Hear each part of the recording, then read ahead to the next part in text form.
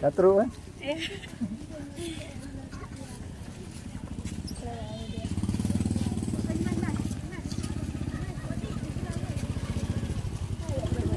Masya Allah, Habib ketemu dengan santri-santri yang ada di Dayah Asbabul Huda di Payabakung. Dayah Asbabul Huda ini dipimpin oleh Tengku Amirullah. Masya Allah. Masya Allah. Ya. Masya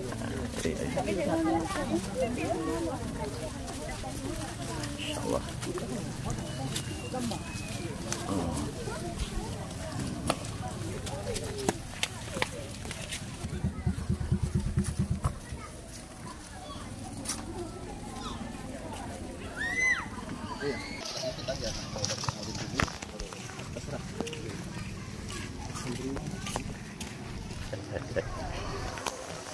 Insya Allah.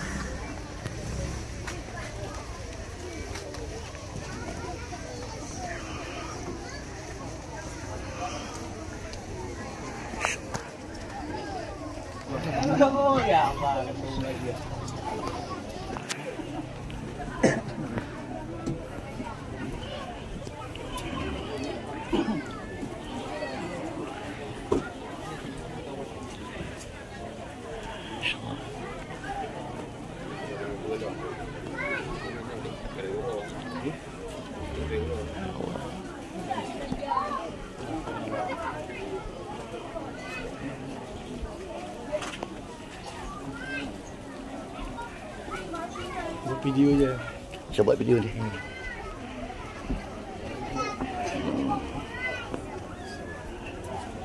InsyaAllah saat ini Habib sedang berada di sebuah dayah, yaitu Dayah Asbabul Huda di Kecamatan Payabakung.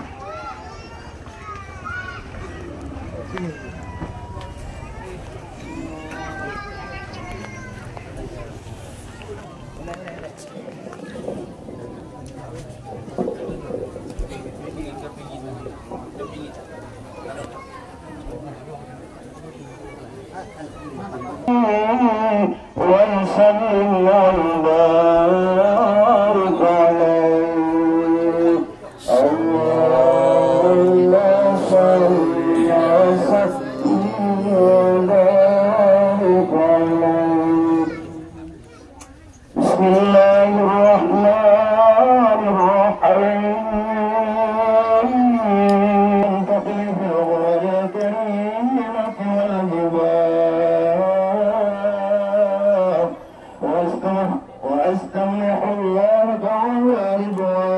يحسن عترة الطاهرة النبوية ويعم الصحابة والفداء ومن والاه واستجدين هداية لسلوك السبل الواضحة الجلية وحفظا من الغلط في خطوة الخطاب وخطاب وأنشر من قصة المولد النبوي برودا حسانا عبقريا نادما من النصب الشريف قدم تحل المسامع بحلاه واستعين بحول الله تعالى وقوته القوية فإنه لا حول ولا قوة إلا بالله أطر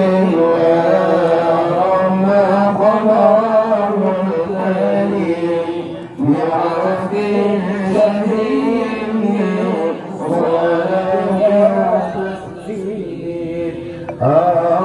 اللهم صل وسلم عليه وعلى سيدنا محمد بن عبد الله بن عبد المطلب واسمه سلمة الحمد حمد إصراره السليم ابن هاشم واسمه عمرو بن عبد مناف واسمه مغيرة الذي ينتمى الارتقاء العليا ابن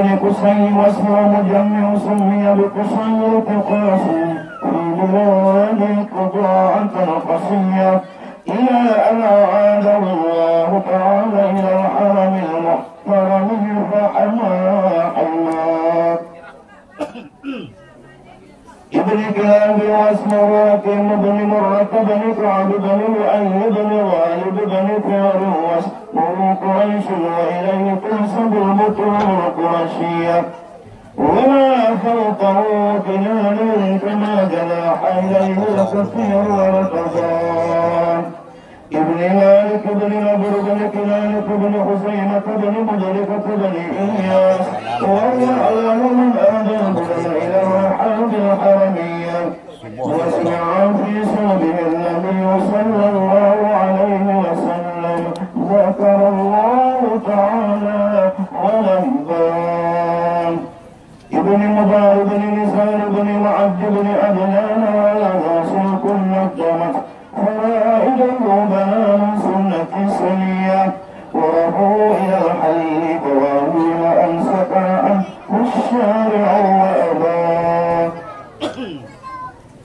وعدناه بلا ريب عند ذوي العلوم النسبية إلى الذبيح إسماعيل نسبته ومنتمى وعاد به من عقد تألقت فواكب الذرية وكيف لا وسيد أكرامه صلى الله عليه وسلم واسطته المنتقى لا شيء كحسن ولا جحلاه وقلبت لا نجوم الجوزاء حمدا عقل سودا وزفا رما أنت فيه يسيمة العصماء وأكرم بي من نصب كهاد الله تعالى سهر الله تعالى من سفاح الجاهلية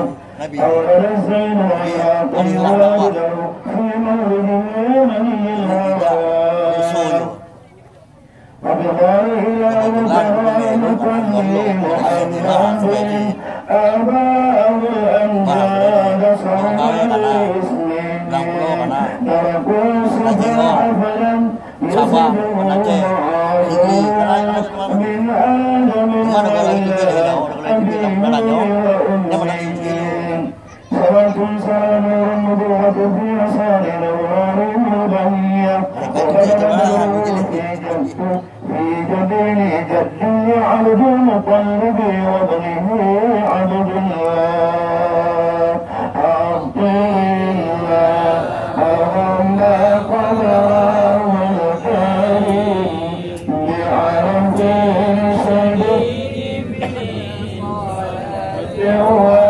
وتسليم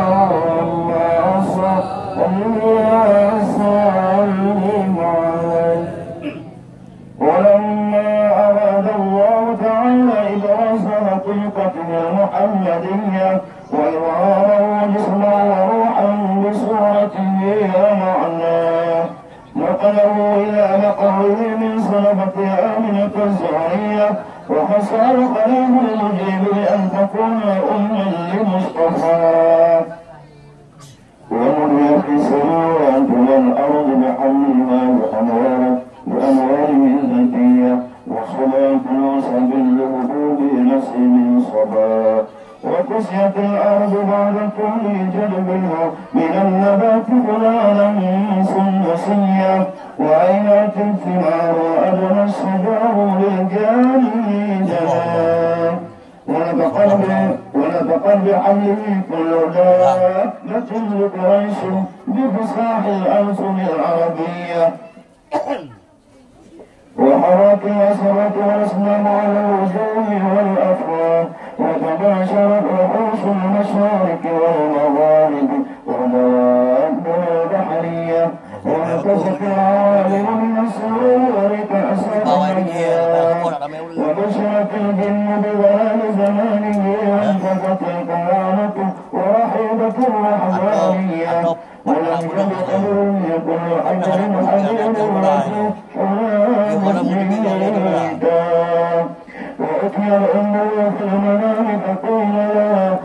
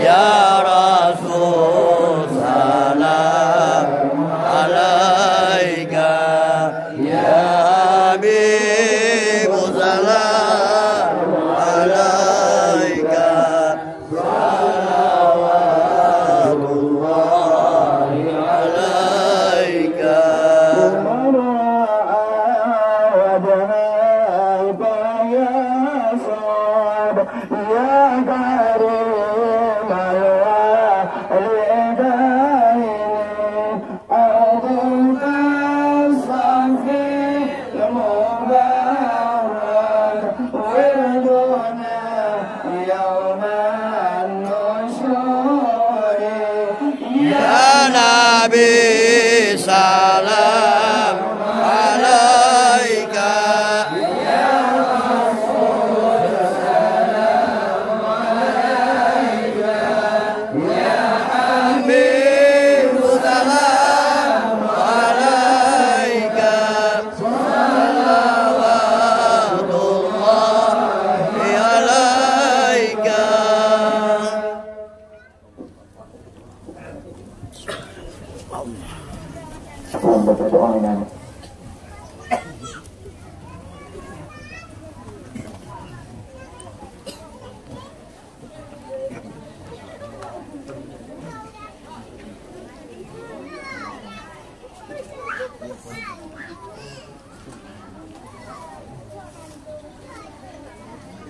على سيدنا محمد في النبيين وصلي وسلم على سيدنا محمد في كل وقت وحين وصلي وسلم على سيدنا محمد في الملأ الأعلى إلى يوم الدين.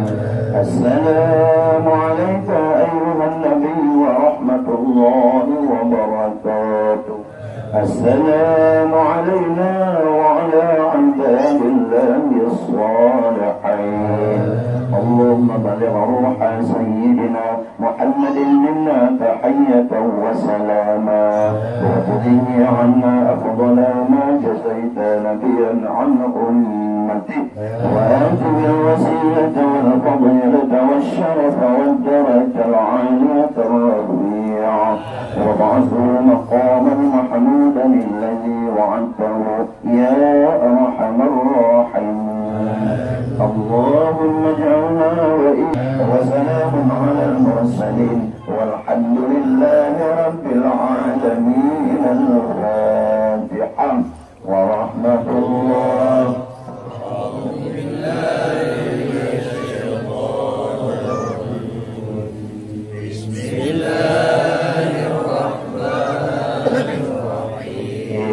الحمد لله رب العالمين الرحمن الرحيم مالك يوم الدين إياك نعبد وإياك نستعين اهدنا الصراط المستقيم صراط الذين أنعمت عليهم غير المغضوب عليهم ولا الضالين. آمين يا رب العالمين.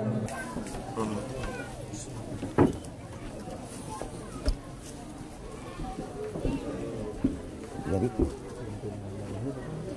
Tunku Amirullah pimpinannya ada orang kan?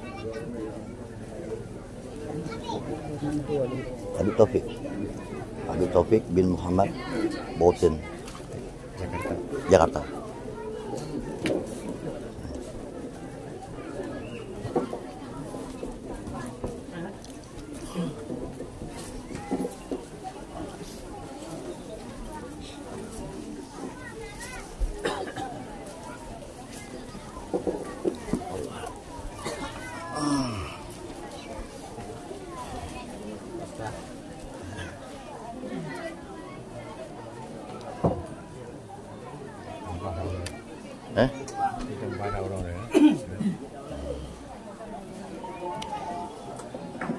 Waalaikumsalam warahmatullahi wabarakatuh. Alhamdulillahil ahad al-fardus samad alladzi lam yalid wa lam yulad wa lam yakul lahu kufuwan ahad laisa kamitslihi syai'un wa huwa samiul basir.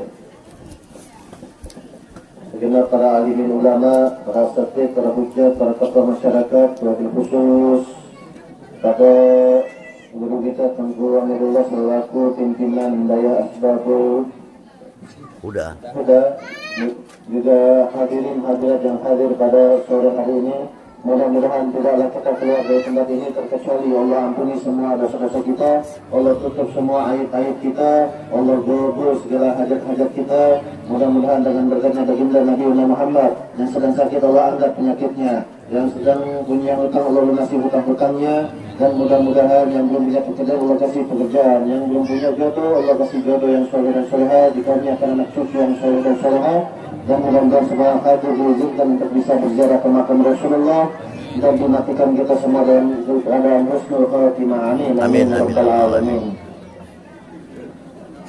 Alhamdulillah di sore hari ini kita tinggalkan sejenak kesibukan kita, hobi-hobi kita, hanya untuk hadir di majlis yang mulia ini mengagungkan nama baginda Nabi Muhammad SAW. Maka ketahuilah bahwa dahulu ketika baginda Nabi Muhammad SAW pergi diberangkatkan oleh Allah SWT Isra wal Mi'raj, di dalam perjalanan Isra Mi'rajnya Nabi SAW berjumpa dengan satu malaikat, yang mana malaikat ini memiliki 1000 jari. Maka bertanya baginda Nabi SAW kepada malaikat Jibril, wahai malaikat Jibril, siapa malaikat ini? Apa tugasnya malaikat ini? Kata malaikat Jibril, ya Rasulullah, malaikat ini diperintahkan oleh Allah Subhanahu wa Ta'ala untuk menghitung tiap tetesan hujan yang turun.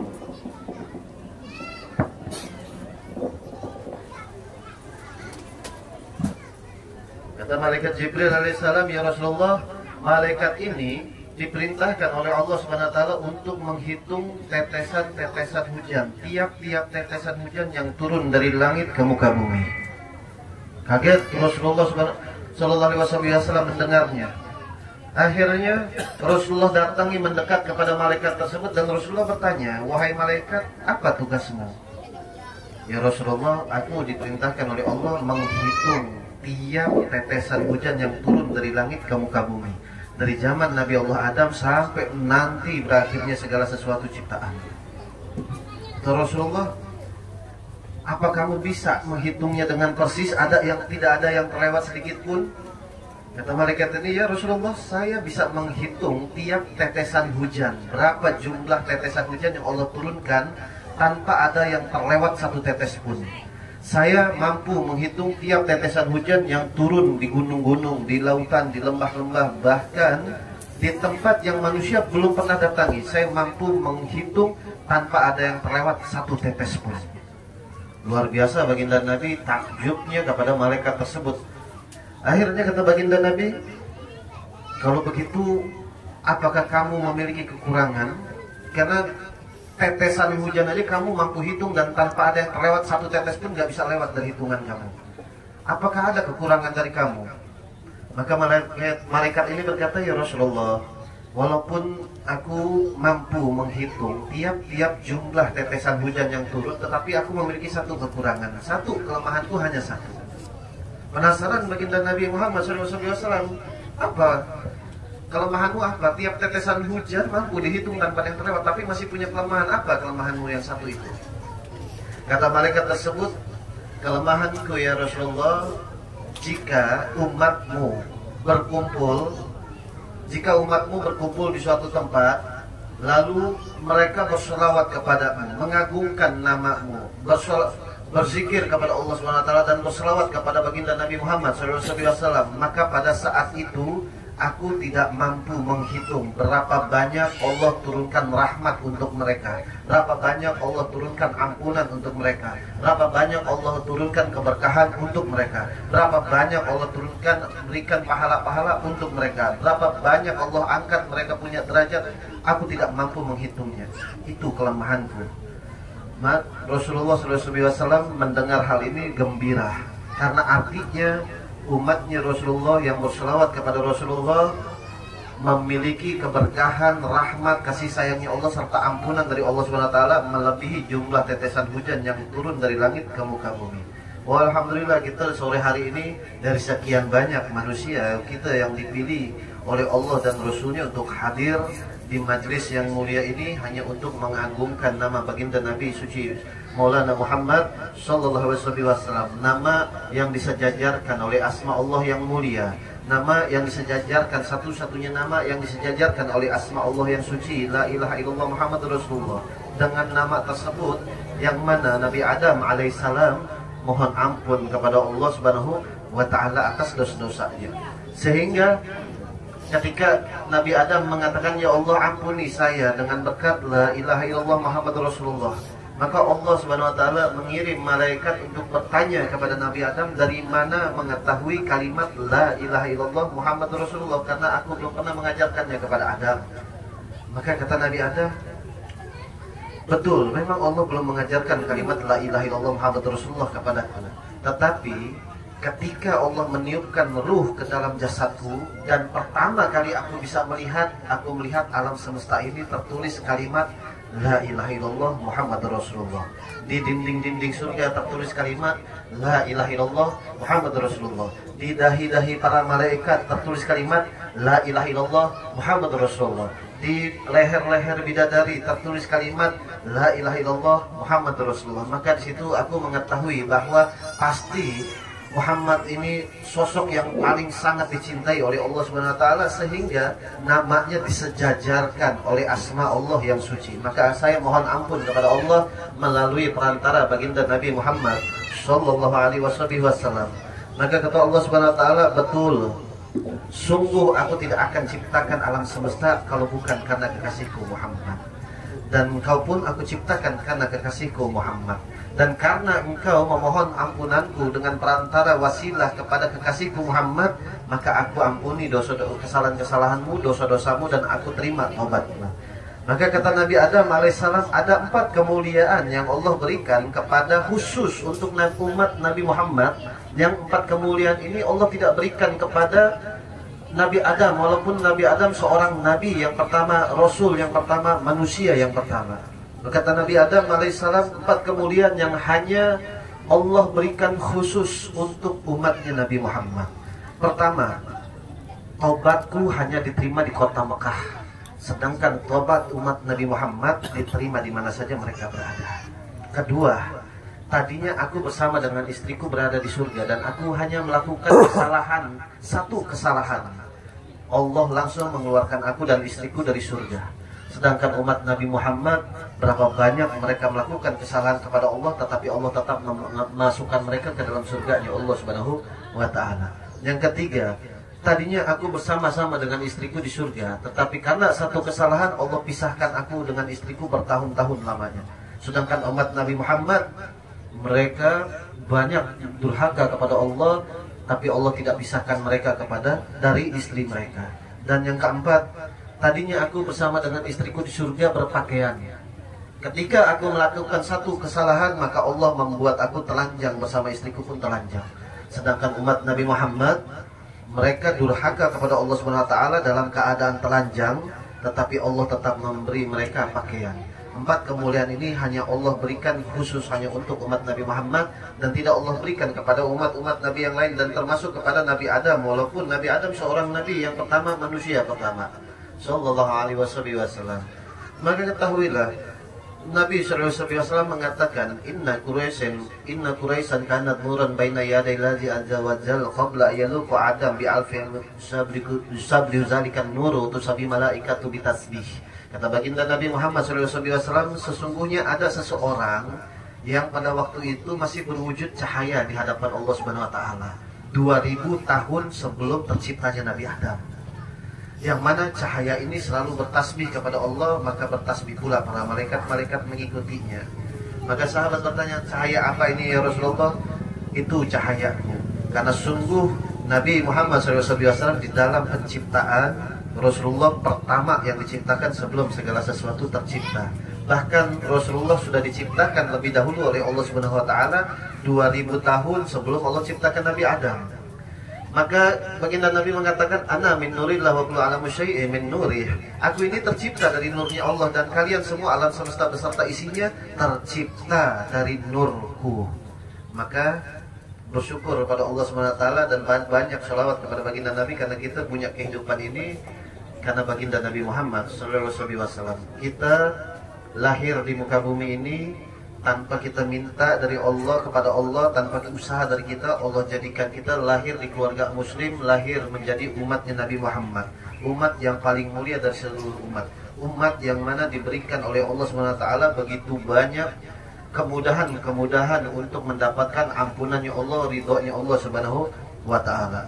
Tetapi ketahui adalah ada 4 golongan yang dia tidak akan bisa mendapatkan ampunannya Allah Subhanahu wa ta'ala. 4 golongan yang tidak akan bisa mendapatkan ampunannya Allah Subhanahu wa ta'ala walaupun dia melalui 1000 kali bulan Ramadan. Dia mendapati 1000 kali Lailatul Qadar, tapi dia nggak akan bisa mendapatkan ampunannya Allah Subhanahu wa ta'ala. Golongan yang pertama yakni anak yang durhaka kepada kedua orang tua. Anak yang durhaka kepada orang tua, dia nggak akan bisa mendapatkan ampunannya Allah. Nggak peduli berapa banyak sujud kita, berapa banyak khatam Quran kita, berapa banyak puasa kita, berapa banyak zikir kita, ketika durhaka kepada orang tua, maka jangan mengharapkan dapat ampunannya Allah Subhanahu wa ta'ala. Ada satu orang wali min awliyaillah bernama Syekh Abdul Aziz Ad-Dabbagh.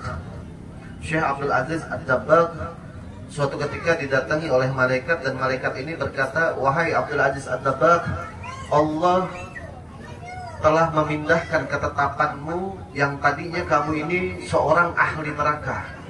Allah pindahkan menjadi ahli surga karena ibadahmu yang tulus, yang ikhlas, hanya mengharapkan ridhonya Allah Subhanahu wa ta'ala." Kata Syekh Abdul Aziz Ad-Dabbagh, alhamdulillah kalau Allah memindahkan aku dari penghuni neraka menjadi penghuni surga. Tetapi memang tujuanku hanya ridhonya Allah.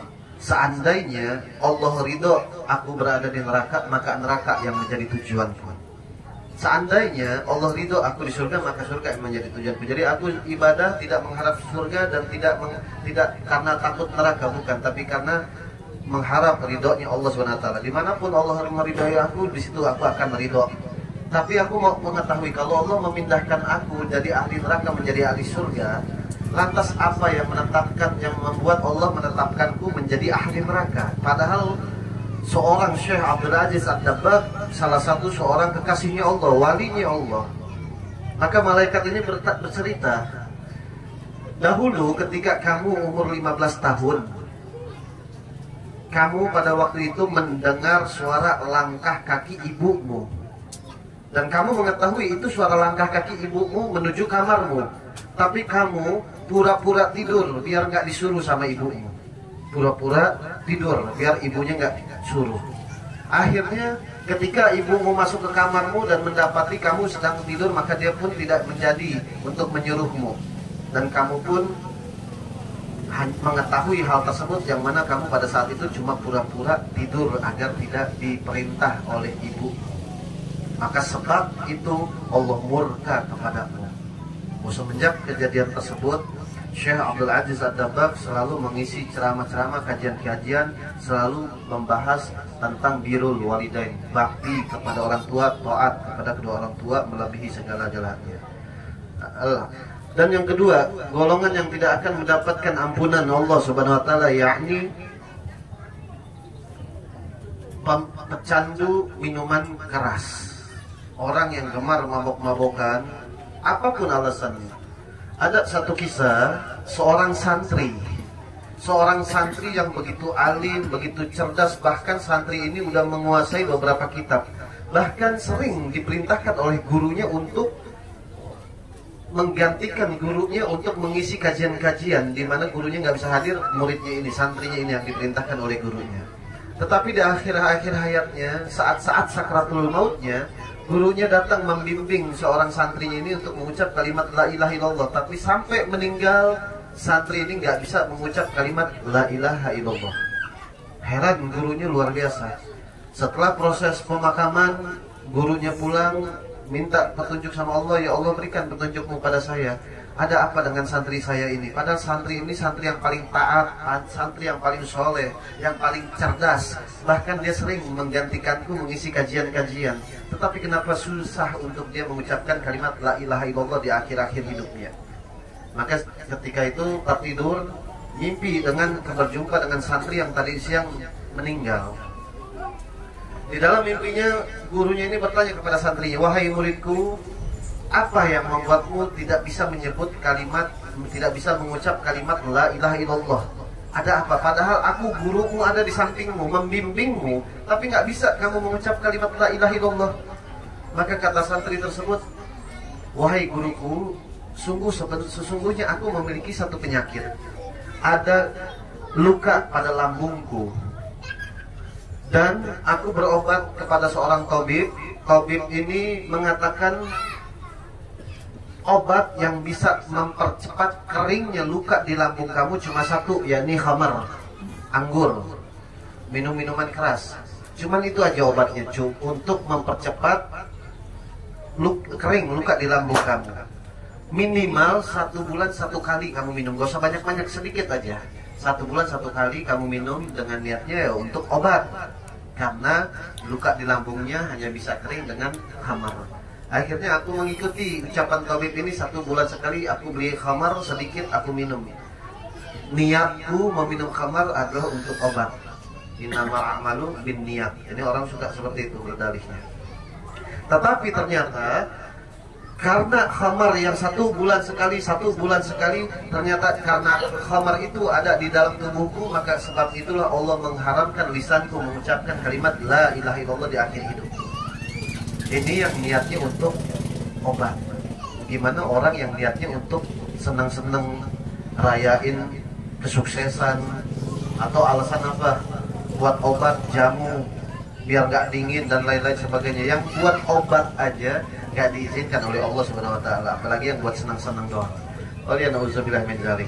Maka golongan kedua yang tidak akan bisa mendapatkan rahmat kasih sayang ampunannya Allah Subhanahu wa taala adalah pecandu minum-minuman keras. Dan ketiga, yang tidak akan bisa mendapatkan ampunannya Allah Subhanahu wa taala yakni orang yang putusin silaturahmi. Bahkan orang yang memutuskan tali silaturahmi, kata Nabi SAW, walaupun dia mati di dalam Ka'bah, dia nggak akan dapat ampunannya Allah. Walaupun matinya di dalam Ka'bah. Dan yang keempat, yang bisa menyebabkan dia nggak akan bisa mendapatkan ampunannya Allah Subhanahu wa taala, yakni orang yang marahan sampai 3 hari nggak kelar, nggak ngobrol, nggak baikan, cuek-cuekan, diam-diaman. Tiap ketemu buang muka, tiap ketemu buang muka, sampai 3 hari masih nggak maaf-maafan, nggak tegur-teguran, nggak saling memaafkan, maka orang tersebut walaupun melalui 1000 bulan Ramadan nggak akan bisa mendapatkan ampunannya Allah Subhanahu wa taala. Suatu ketika pernah Fir'aun didatangi oleh iblis. Iblis datang kepada Fir'aun dan iblis mengatakan, wahai Fir'aun, sungguh aku ini lebih kuat dari kamu. Sungguh aku lebih pandai dari kamu, dan aku lebih pintar dari kamu, dan aku lebih banyak mengetahui sesuatu yang kamu tidak ketahui. Tetapi aku tidak pernah mengaku Tuhan, sedangkan kamu mengaku Tuhan. Kalau aku mau nih sekarang ini aku bisa hancurkan kamu, bisa, karena aku lebih kuat daripada kamu. Tapi walaupun aku lebih kuat, aku nggak pernah ngaku Tuhan, sedangkan kamu ngaku Tuhan. Kata Fir'aun, kalau kamu memang mengetahui segala sesuatu yang aku tidak ketahui, aku mau tanya, ada tidak manusia di muka bumi ini yang lebih buruk daripada kamu dan lebih buruk daripada aku? Kata iblis, oh tenang, ada manusia yang lebih buruk daripada aku dan lebih buruk daripada kamu. Tenang aja, kita ini nggak seberapa buruk. Penasaran Fir'aun, ada yang lebih buruk? Ada. Siapa? Orang yang lebih buruk daripada kamu dan daripada aku, orang yang marah-marah lama, nggak mau tegur-teguran, nggak mau saling memaafkan, simpan dendam sampai kiamat, itu lebih celaka, lebih buruk daripada kamu dan lebih buruk daripada aku. Oleh na'udzubillah min dzalik. Maka jaga hatinya, hidupkan di dalam hati kita Sayyidina Muhammad. Sebagaimana dulu ketika Nabi Muhammad bermukim di Madinah, Allah jaga Madinah beserta para malaikatnya, menjaga kota Madinah jangan sampai ada satu wabah penyakit pun masuk ke dalam Madinah, karena di dalamnya bermukim Sayyidina Muhammad. Lantas bagaimana jika Sayyidina Muhammad bermukim di hati kita? Maka hati itu akan bersih, hati itu nggak akan ada penyakit iri, dengki, hasud, sombong, ujub, ria, nggak akan ada. Nggak akan ada sakit hati kepada orang. Dan maafkan semua orang yang bersalahan dengan kita, supaya Allah pun maafkan kesalahan-kesalahan kita. Karena kita hidup, kita nggak tahu, kita mati pasti, tapi selamat belum pasti. Kalau hati itu bersih, sebagaimana Syekh Abdul Qadir Jailani radhiyallahu anhu mengatakan, hati itu bagaikan cermin. Jika hati itu bersih, maka terpampanglah wajah Tuhannya. Kalau orang itu bersih hatinya, maka yang diucapkannya pun, yang keluar dari lisannya pun ucapan-ucapan yang baik. Kalau hatinya kotor, dalamnya kotor, maka yang keluar dari ucapannya pun ucapan kotor. Sebab tiap-tiap wadah akan memercikan apa yang ada di dalamnya. Ini wadah berisi air putih, mustahil dia akan memercikan kopi. Wadahnya berisi teh, mustahil dia memercikan sirup. Wadahnya berisi susu, mustahil dia memercikan soda. Sebab yang namanya wadah akan memercikan apa yang ada di dalamnya. Maka ketika seseorang keluar dari lisannya ucapan-ucapan buruk, ucapan-ucapan kotor, ucapan-ucapan hina, udah bisa dipastikan dalamnya pun kotor, dalamnya pun buruk, dalamnya pun hina. Sebab yang namanya wadah akan memercikan apa yang ada di dalamnya. Menjaga hati dan hidupkan Sayyidina Muhammad di dalam hati. Sebab hati adalah tempat pandangan Allah Subhanahu wa taala. Hati yang selamat adalah hati yang bermukim Sayyidina Muhammad. Sebagaimana doa daripada Nabi Allah Ibrahim alaihissalam yang dimasukkan ke dalam Quran, Rabbi wala tuhzini yauma yub'atsun yauma la yanfa'u malu wala banun illa man atallaha biqalbin salim. Ya Allah, jangan hinakan saya di hari kebangkitan, hari di mana nggak ada lagi manfaatnya harta, nggak ada manfaatnya jabatan, nggak ada manfaatnya anak, kecuali hati yang selamat. Hati yang selamat, hati yang tenang. Hati yang tenang yang di dalamnya pun bermukim Sayyidina Muhammad. Ketika hati itu sudah bermukim Sayyidina Muhammad, maka hati itu bisa memancarkan nur Muhammad. Ketika dia sudah bisa memancarkan nur Muhammad, maka ketika dia melewati Shiratal Mustaqim, neraka yang di bawah akan berkata, "Jus ya mu'min fa innan nura tagribun nari." Setiap orang mukmin yang memiliki cahaya ilahi, ketika dia melewati Shiratal Mustaqim, kita semua nanti akan melewati Shiratal Mustaqim. Lewat pasti, tapi selamat belum pasti. Maka pernah suatu ketika lagi hujan deras, Rasulullah menangis. Ditanya sama sahabat, "Ada apa ya Rasulullah saat hujan deras kamu menangis begini? Apa ada firman Allah yang turun?"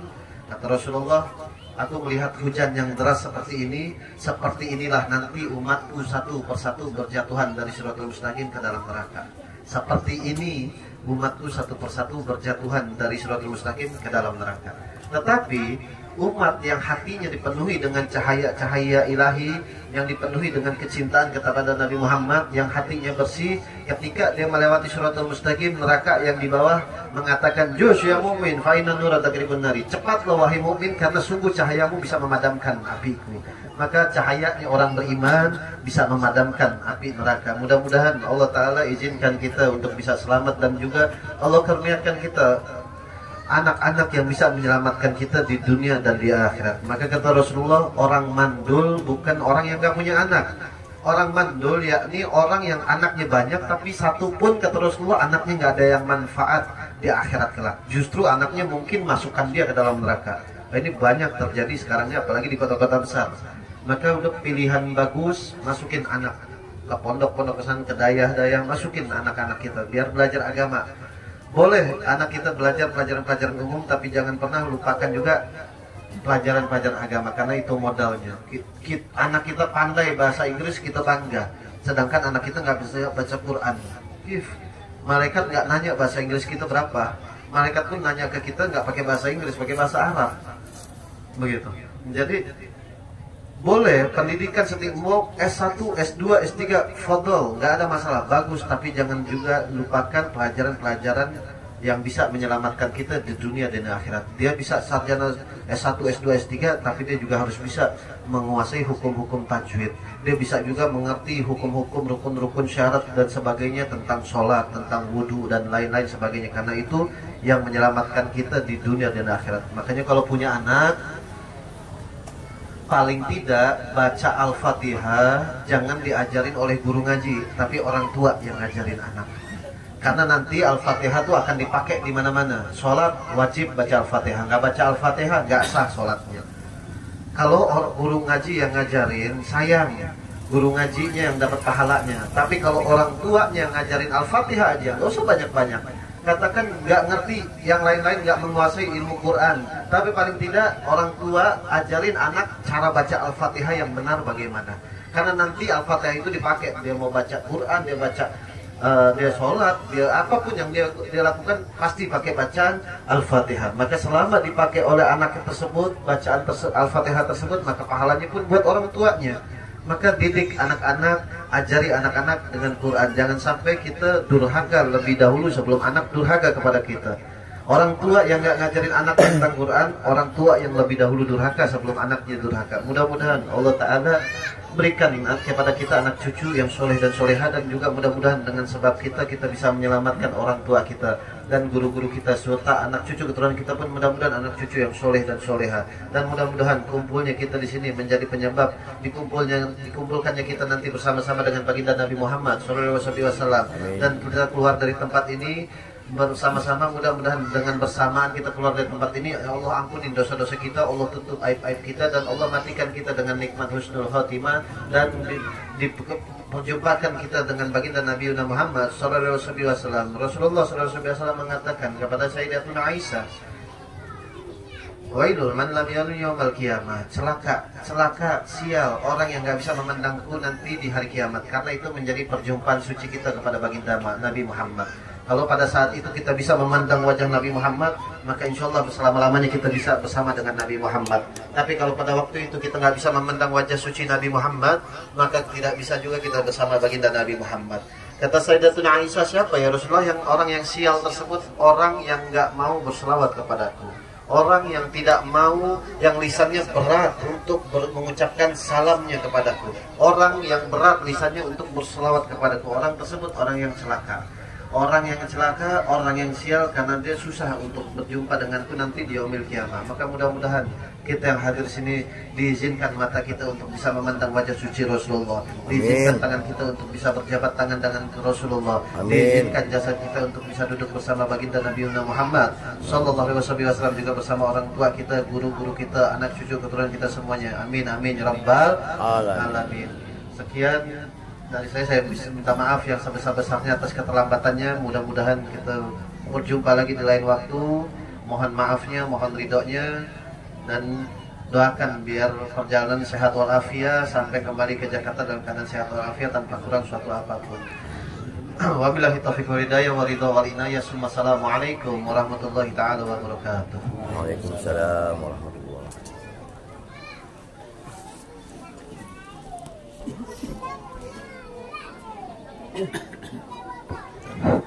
Assalamualaikum warahmatullahi wabarakatuh.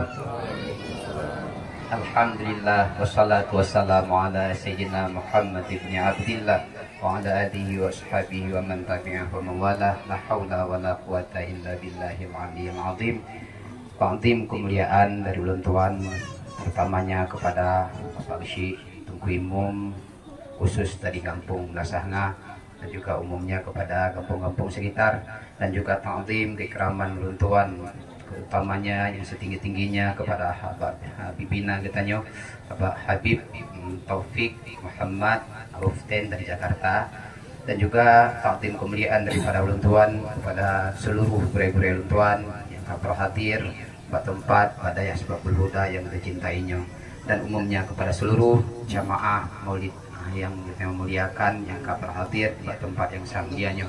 Luntuan singkat menteng. Yang pertama, luntuan terima kasih kepada Habib yang hadir di tempat kamu dari jauh untuk dia penuhi undangan kamu. Mudah-mudahan dengan sebab hadirnya Habib di tempat kita ini, Allah Subhanahu wa taala memberikan keberkahan kepada kita dunia wal akhirah. Allah berkahi umur kita, Allah berkahi harta kita, Allah berkahi keturunan anak cucu kita. Amin ya Allah, amin ya rabbal alamin. Kemudian kami mewakili daripada seluruh jajaran, seluruh daripada yang membidangi di sini di Asbabul Huda. Saya sebagai pengurusnya Habib, saya minta maaf yang beribu-ribu maaf. Mungkin dalam penyambutan kami tidak mengerti, tidak pandai dalam beradab dan sebagainya. Karena ini pertama sekalinya kami undang Habib di tempat ini, kami agak sedikit gugup dan Jujur kami belum mengerti tentang bagaimana adab kami menyambut zuriatnya baginda Nabi. Maka atas segala kekurangan kami mohon maaf Habib, dan maafkan kami atas segala kekurangan kami, dan doakan kepada kami agar kedepannya kami bisa kembali menghadirkan zuriat baginda Nabi di tempat ini dengan persiapan yang lebih sempurna, dengan adab yang lebih sempurna. Kemudian terima kasih juga kepada seluruh orang tua kami, guru-guru kami, dan seluruh wali santri yang telah berhadir memenuhi undangan kami pada hari yang berbahagia ini. Terutama terima kasih dari saya atas kandurinya. Kemarin saya pikir ketika saya mendapati kesempatan ditawar oleh Syarifah, saya hampir menolak untuk tawaran ini karena saya mengira saya belum siap. Pertama dari segi dananya, kemudian kandurinya, saya berpikir ketidaksiapan itu. Tapi kemudian saya mengambil kesempatan ini karena sebenarnya kesempatan ini jauh-jauh hari Habib sudah kami bicarakan di sini. Kami bicarakan sama murid-murid kami di sini. Kami rindu ingin mendatangkan zuriat baginda Nabi di tempat kami ini. Saya kira kenapa saya menolak? Padahal dulunya saya berminta, berharap kepada Allah. Akhirnya alhamdulillah Bronyo kita harapkan bersama Katruk di tempat katanya, walau dalam waktu yang sangat sederhana, dalam tausiah yang sangat sederhana. Mungkin di lain kesempatan kita undang kembali Habib kita dan kita doakan bersama agar beliau kembali dalam keadaan sehat ke tempat tujuannya, dan beliau Allah berkahi ilmunya, terus berdakwah menyampaikan Islam sebagaimana daripada datuknya baginda Nabi besar Muhammad sallallahu alaihi wasallam. Amin. Terakhirnya kami mengatakan bahwa sebelum kurung silun tuan untuk kembali ke tempat kromo katanya bukan duri ala kadar. Nyo lagi tak pernah menolak kadang-kadang hansip untuk kanduri nyo kamu lagi maah dan akan mendadak kamu kanduri yang lagi nyo. Tapi insyaallah kamu lagi Allah bu mencukupi. Maka karenanya segalom tamu kanduri galom na izin untuk katanya bisa tempat. Insyaallah kamu lagi Allah tak boleh cara katanya ulum kanduri baru untuk tahu umur masing-masing. Mungkin nyo mantang dari ulun tuan secara singkat. Lebih kurang untuk jemaah dan Allah wa yakum ajma'in. Wassalamualaikum warahmatullahi wabarakatuh. Waalaikumsalam.